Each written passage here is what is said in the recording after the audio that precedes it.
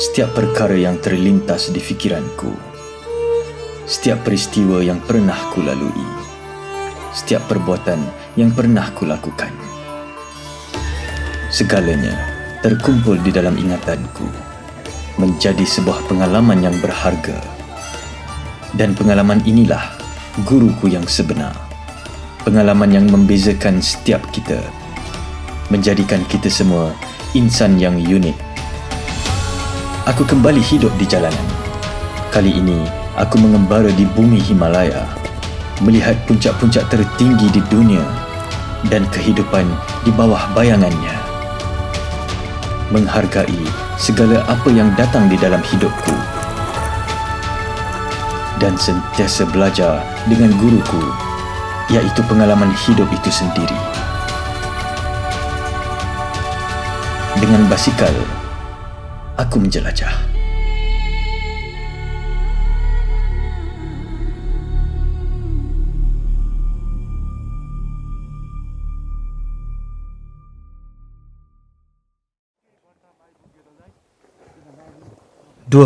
Oktober 2016.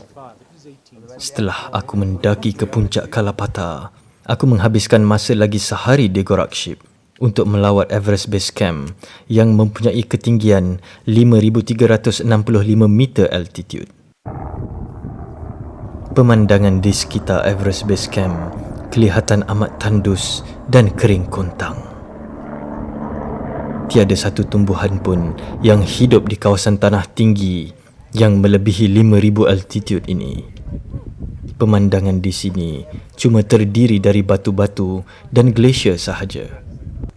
Keadaan di sini begitu sesak dengan pendaki-pendaki yang melawat tempat ini.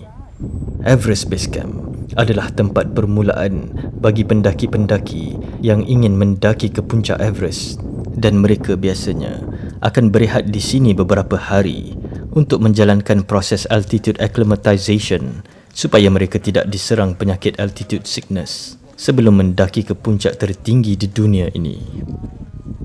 Pendaki-pendaki yang mendaki Gunung Everest biasanya akan meletakkan kemah-kemah mereka di sini pada bulan Mei, kerana bulan Mei adalah bulan yang terbaik untuk mendaki ke puncak Everest. Dari sini, aku memerhatikan secara terperinci laluan untuk mendaki ke puncak Everest. Dan laluannya kelihatan begitu mencabar kerana dari base camp ini, para pendaki-pendaki terpaksa merentasi kumbu glasier yang begitu mencabar dan kumbu icefall yang dikatakan antara laluan paling bahaya dalam misi untuk menawan puncak Everest.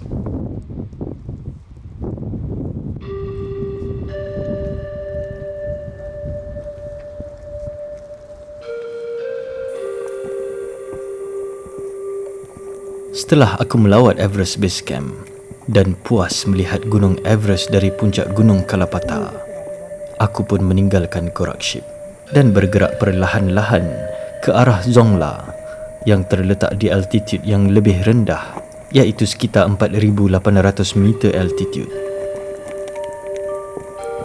Aku berasa lega kerana mula bergerak ke altitude yang lebih rendah dan sakit kepalaku mula beransur pulih perlahan-lahan.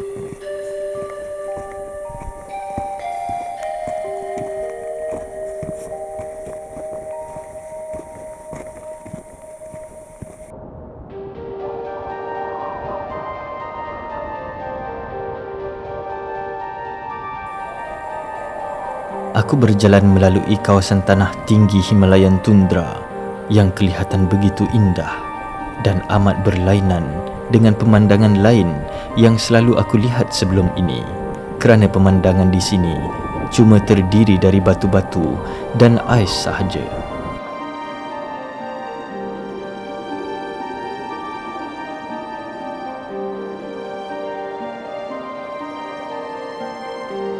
Perjalananku menjadi perlahan kerana terlalu kagum melihat puncak Gunung Chola dan Tasik Chola yang begitu indah terletak di kaki gunungnya yang mempunyai altitude setinggi 4,600 meter.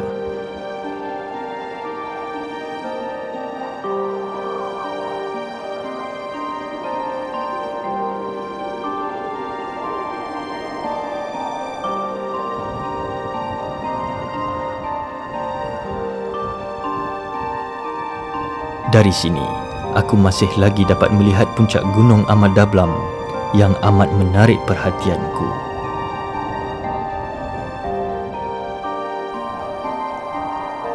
Perjalananku ke arah Zongla amat sunyi kerana kebanyakan pendaki-pendaki mengikut jalan lain untuk pulang ke kampung Lukla dari Everest Base Camp.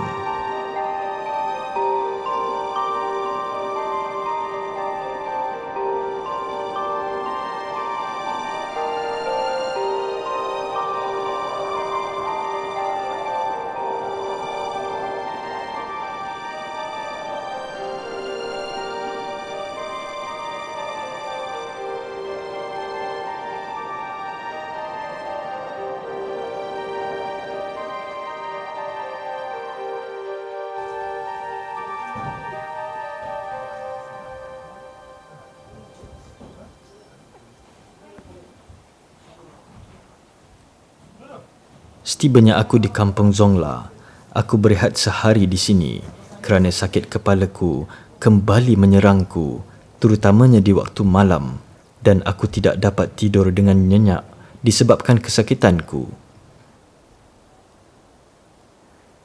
Kampung ini mempunyai pemandangan yang begitu indah dan terletak betul-betul di kaki Gunung Chola. Semasa aku berehat sehari di kampung ini, keadaan di sini menjadi gempa kerana terdapat 2 pendaki dari Sepanyol yang hampir maut kerana mereka mendaki ke puncak Gunung Chola dan mengalami kecederaan ketika hendak turun dari puncak gunung tersebut. Dan pada sebelah pagi keesokan harinya, sebuah helikopter penyelamat berlega-lega di udara untuk mencari dan menyelamatkan 2 pendaki tersebut. Mereka bernasib baik kerana cuaca bertukar menjadi baik dan helikopter penyelamat itu berjaya menyelamatkan mereka untuk menghantar mereka ke hospital di Kathmandu.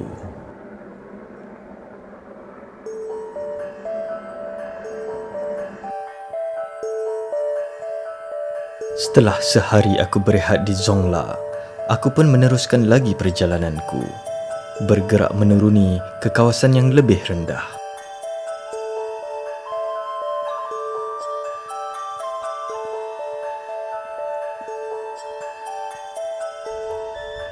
Aku bermula di awal pagi kerana harus mendaki ke satu lagi mountain pass, iaitu Chola Pass, yang beraltitude 5,420 meter.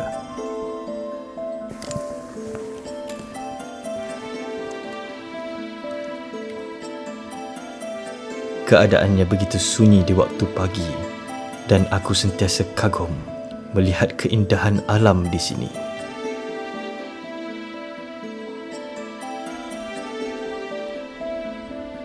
Kepalaku masih lagi sakit disebabkan altitude sickness dan aku masih lagi berada di tempat yang tinggi sekitar 5,000 meter altitude.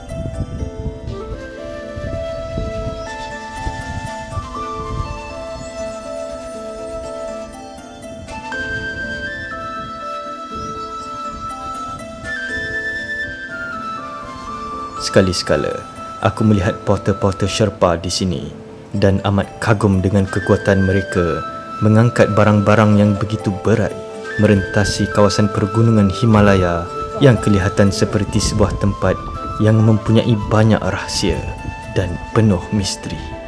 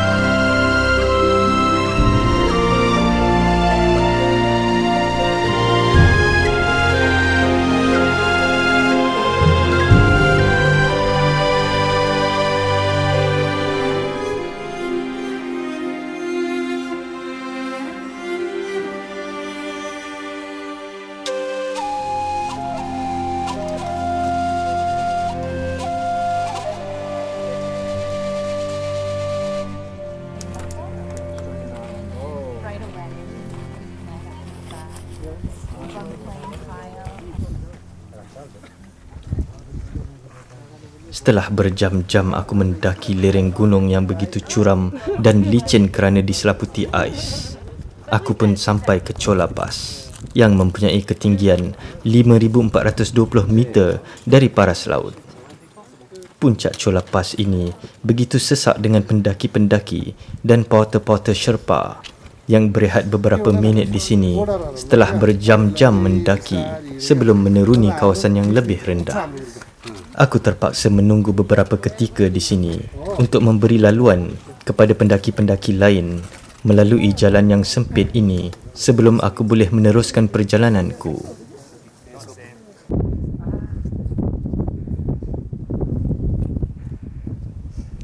Aku kemudiannya meneruni lereng-lereng gunung yang begitu curam dari Chola Pass untuk ke Gokyo, sebuah perkampungan yang beraltitude lebih rendah, sekitar 4,800 meter altitude.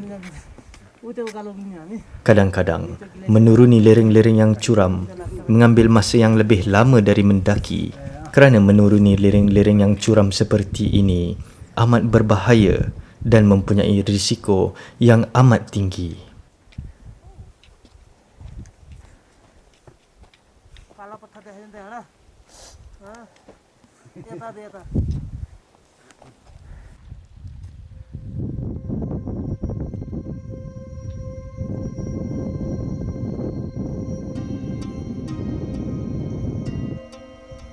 Aku masih lagi melalui jalan yang beraltitude sekitar 5,000 meter. Pemandangan di sini masih lagi terdiri dari batu-batu dan glasier sahaja. Tiada satu tumbuhan pun yang hidup di sini dan tiada haiwan-haiwan yang berkeliaran di tempat yang begitu tinggi di sini. Keadaannya begitu sunyi tanpa kicauan burung. Pemandangan di Himalayan tundra ini kelihatan begitu tandus. Kadang-kadang, aku berasa seperti tidak percaya yang aku sedang berjalan di satu tempat yang begitu tinggi, sekitar 5 kilometer di atas permukaan laut.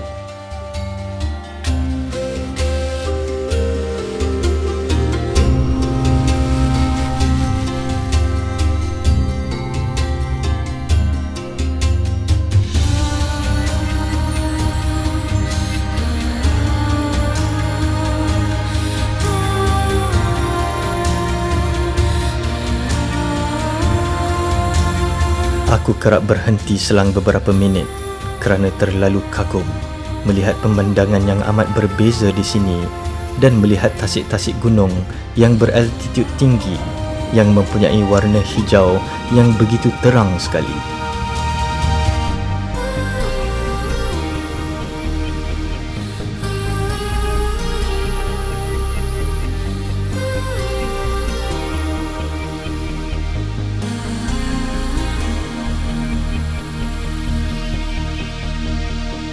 Aku akhirnya sampai ke perkampungan Gokyo yang terletak betul-betul di sebelah tasik Gokyo yang kelihatan begitu mengagumkan.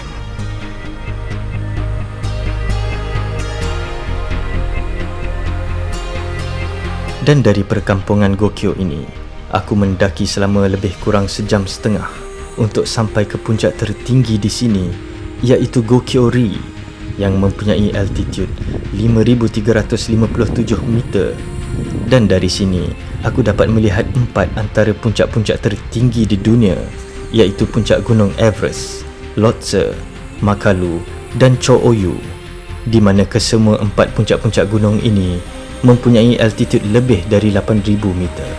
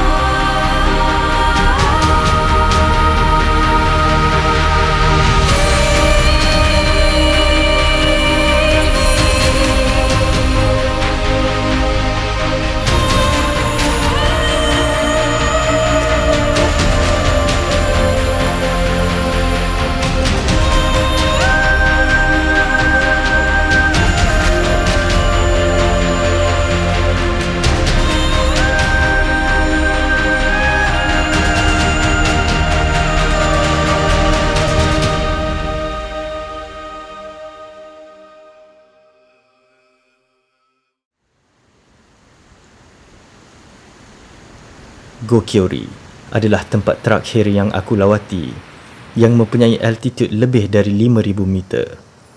Dari perkampungan Gokyo, aku mula menuruni ke kawasan yang lebih rendah dan bermalam di Machermo yang mempunyai altitude 4,470 meter.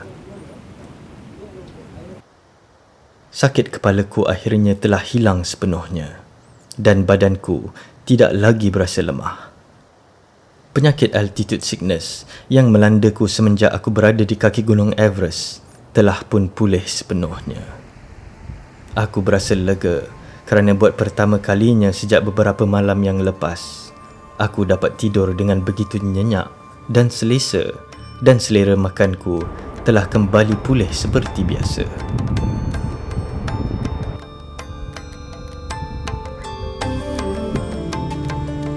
Setelah bermalam di Machermo, aku pun meneruskan perjalananku, kerap menuruni ke altitude yang lebih rendah, dan buat pertama kalinya sejak lebih seminggu yang lalu, aku mula turun ke altitude kurang dari 4,000 meter.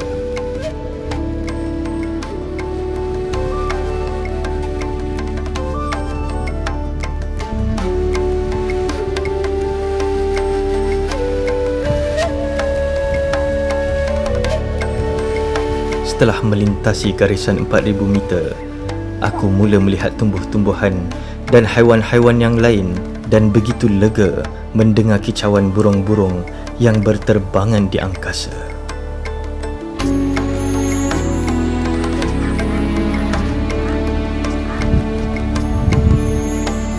Selang beberapa minit, aku sentiasa melihat helikopter penyelamat terbang ke arah Gunung Everest untuk menyelamatkan pendaki-pendaki yang cedera di sana.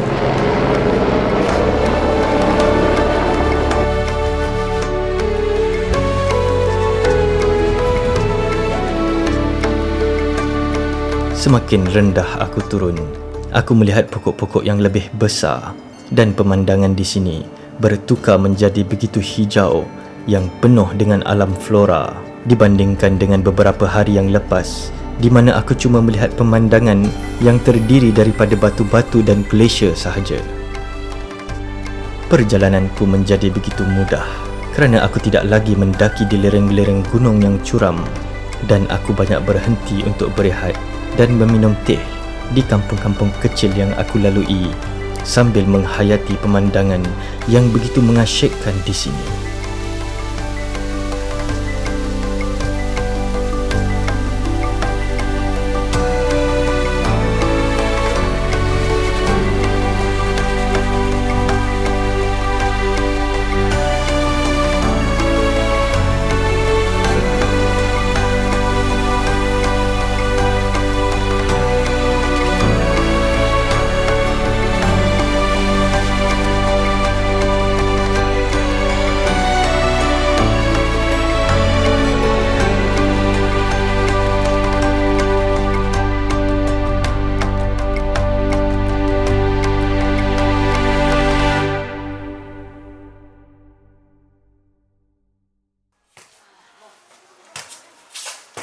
Beberapa hari kemudiannya, aku sampai ke Lukla, sebuah kampung di tanah rendah wilayah Solokhumbu yang mempunyai altitude cuma 2,850 meter.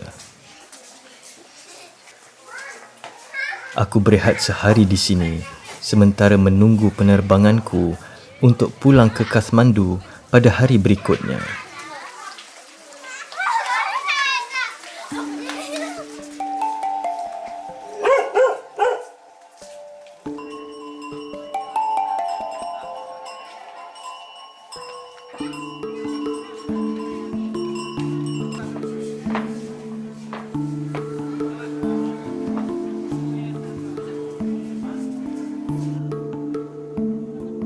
Pada keesokan harinya, aku bangun di awal pagi untuk bersiap sedia menaiki sebuah pesawat kecil untuk pulang ke Kathmandu dari lapangan terbang Tenzing Hillary di Lukla yang dikatakan antara lapangan terbang paling berbahaya di dunia kerana lokasinya yang terletak di kawasan pergunungan di Himalaya dan landasannya yang begitu pendek dan tidak rata. Dan cuma helikopter dan pesawat-pesawat yang bersaiz kecil sahaja boleh menggunakan lapangan terbang ini.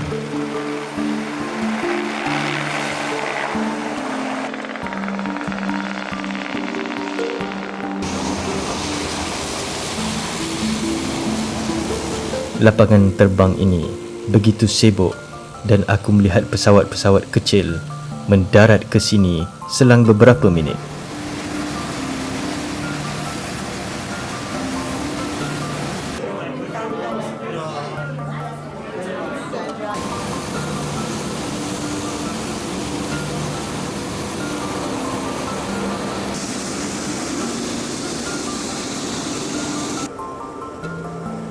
Setelah beberapa jam menunggu di lapangan terbang ini, pesawat yang aku naiki akhirnya berlepas dari Lukla menghala ke Kathmandu.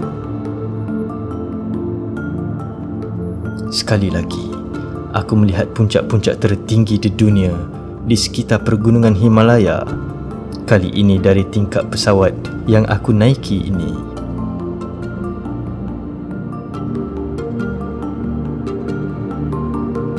Melihat pemandangan ini memberikan aku 1001 kenangan apabila aku memikirkan kembali segala pengalaman yang telah kulalui dalam perjalananku ke kaki Gunung Everest sejak beberapa minggu yang lepas.